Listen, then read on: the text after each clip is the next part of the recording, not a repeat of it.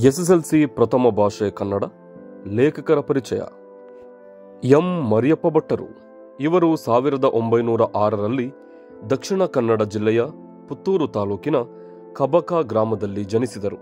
ಇವರ ಪ್ರಮುಖ ಕೃತಿಗಳು ತುಳು ಇಂಗ್ಲಿಷ್ ನಿಘಂಟು, ಅಭಿನವ ಮಂಗರಾಜನ ನಿಘಂಟು, ಜಾತಕ ತಿಲಕಂ, ಛಂದಸ್ಸಾರ ಇತ್ಯಾದಿ. ಇವರಿಗೆ ಕರ್ನಾಟಕ ಸರ್ಕಾರದ ಪುರಸ್ಕಾರ, ಸಾಹಿತ್ಯ ಅಕಾಡೆಮಿ ಪ್ರಶಸ್ತಿ ಲಭಿಸಿವೆ.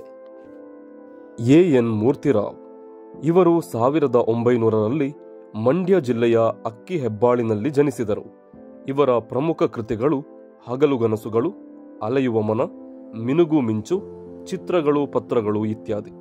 ಇವರಿಗೆ ಕೇಂದ್ರ ಸಾಹಿತ್ಯ ಅಕಾಡೆಮಿ ಪ್ರಶಸ್ತಿ, ಪಂಪ ಪ್ರಶಸ್ತಿ ಲಭಿಸಿವೆ. ಡಿ.ಎಸ್. ಜಯಪ್ಪಗೌಡ. ಇವರು 1947ರಲ್ಲಿ ಚಿಕ್ಕಮಗಳೂರು ಜಿಲ್ಲೆಯ ಮೂಡಿಗೆರೆ ತಾಲೂಕಿನ ದಾರದಹಳ್ಳಿಯಲ್ಲಿ ಜನಿಸಿದರು.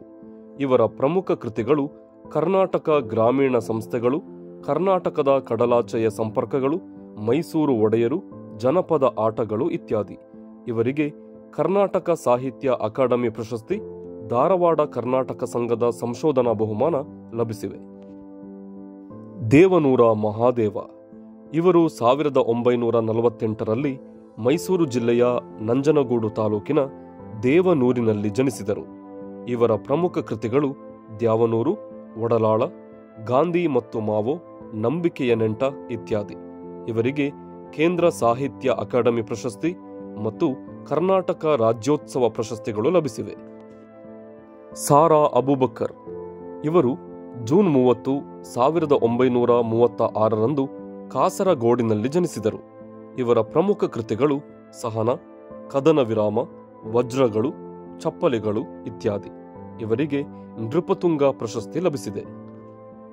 ಪೂತಿ ನರಸಿಂಹಾಚಾರ್.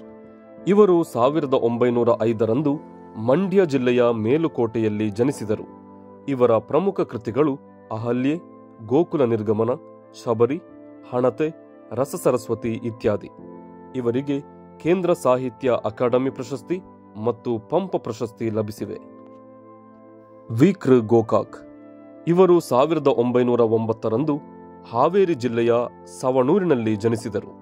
ಇವರ ಪ್ರಮುಖ ಕೃತಿಗಳು ಸಮುದ್ರ ಗೀತೆಗಳು, ಪಯಣ, ಉಗಮ, ಇಜ್ಜೋಡು, ಸಮರಸವೇ ಜೀವನ ಇತ್ಯಾದಿ. ಇವರಿಗೆ ಜ್ಞಾನಪೀಠ ಪ್ರಶಸ್ತಿ, ಕೇಂದ್ರ ಸಾಹಿತ್ಯ ಅಕಾಡೆಮಿ ಪ್ರಶಸ್ತಿ ಮತ್ತು ಪದ್ಮಶ್ರೀ ಪುರಸ್ಕಾರ ಲಭಿಸಿವೆ. ಶಿವಕೋಟ್ಯಾಚಾರ್ಯ. ಇವರು 10ನೇ ಶತಮಾನದಲ್ಲಿ ವಿಜಯನಗರ ಜಿಲ್ಲೆಯ ಕೊಟ್ಟೂರು ತಾಲೂಕಿನ ಕೋಗಳಿ ನಾಡಿನಲ್ಲಿ ಜನಿಸಿದರು. ಇವರ ಪ್ರಮುಖ ಕೃತಿ ವಡ್ಡಾರಾಧನೆ. ಕವಿ ಪರಿಚಯ.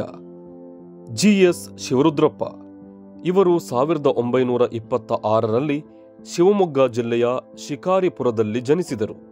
ಇವರ ಪ್ರಮುಖ ಕೃತಿಗಳು ಸಾಮಗಾನ, ಚೆಲುವು ಒಲವು, ದೇವಶಿಲ್ಪ, ದೀಪದ ಹೆಜ್ಜೆ ಇತ್ಯಾದಿ.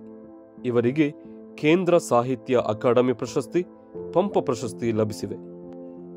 ದ.ರಾ. ಬೇಂದ್ರೆ. ಇವರು 1896ರಲ್ಲಿ ಧಾರವಾಡದಲ್ಲಿ ಜನಿಸಿದರು. ಇವರ ಪ್ರಮುಖ ಕೃತಿಗಳು ಗರಿ, ಕೃಷ್ಣಕುಮಾರಿ, ಉಯ್ಯಾಲೆ, ಸಖಿಗೀತ, ನಾದಲೀಲೆ ಇತ್ಯಾದಿ. ಇವರಿಗೆ ಜ್ಞಾನಪೀಠ ಪ್ರಶಸ್ತಿ ಮತ್ತು ಕೇಂದ್ರ ಸಾಹಿತ್ಯ ಅಕಾಡೆಮಿ ಪ್ರಶಸ್ತಿ ಹಾಗೂ ಪದ್ಮಶ್ರೀ ಪುರಸ್ಕಾರ ಲಭಿಸಿವೆ. ಕುಮಾರವ್ಯಾಸ. ಇವರು 1430ರಲ್ಲಿ ಗದಗ ಪ್ರಾಂತದ ಕೋಳಿವಾಡದಲ್ಲಿ ಜನಿಸಿದರು. ಇವರ ಪ್ರಮುಖ ಕೃತಿಗಳು ಕರ್ನಾಟ ಭಾರತ ಕಥಾಮಂಜರಿ ಹಾಗೂ ಐರಾವತ.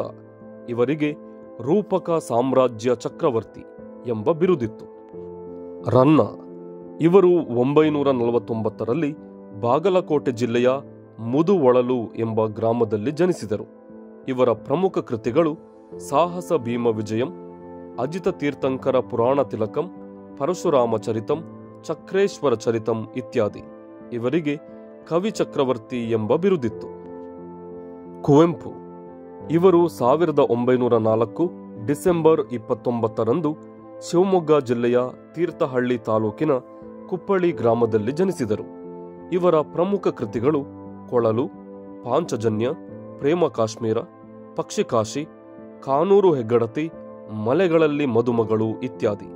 ಇವರಿಗೆ ಕೇಂದ್ರ ಸಾಹಿತ್ಯ ಅಕಾಡೆಮಿ ಪ್ರಶಸ್ತಿ, ಜ್ಞಾನಪೀಠ ಪ್ರಶಸ್ತಿ, ಪಂಪ ಪ್ರಶಸ್ತಿ, ಪದ್ಮವಿಭೂಷಣ ಪ್ರಶಸ್ತಿ ಲಭಿಸಿವೆ.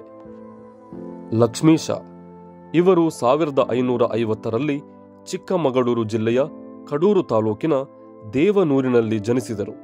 ಇವರ ಪ್ರಮುಖ ಕೃತಿ ಜೈಮಿನಿ ಭಾರತ. ಇವರಿಗೆ ಉಪಮಾಲೋಲ, ಕರ್ನಾಟಕ ವಿಚೂತವನ ಚೈತ್ರ ಎಂಬ ಬಿರುದುಗಳಿವೆ. ಪಂಪ ಇವರು 902ರಲ್ಲಿ ವೆಂಗಿ ಮಂಡಲದ ವೆಂಗಿಪಳು ಎಂಬ ಅಗ್ರಹಾರದಲ್ಲಿ ಜನಿಸಿದರು. ಇವರ ಪ್ರಮುಖ ಕೃತಿಗಳು ಆದಿಪುರಾಣ ಮತ್ತು ವಿಕ್ರಮಾರ್ಜುನ ವಿಜಯಂ. ಇವರಿಗೆ ಸರಸ್ವತಿ ಮಣಿಹಾರ, ಸಂಸಾರ ಸಾರೋದಯ, ಕವಿತಾ ಗುಣಾರ್ಣವ ಎಂಬ ಬಿರುದುಗಳಿವೆ.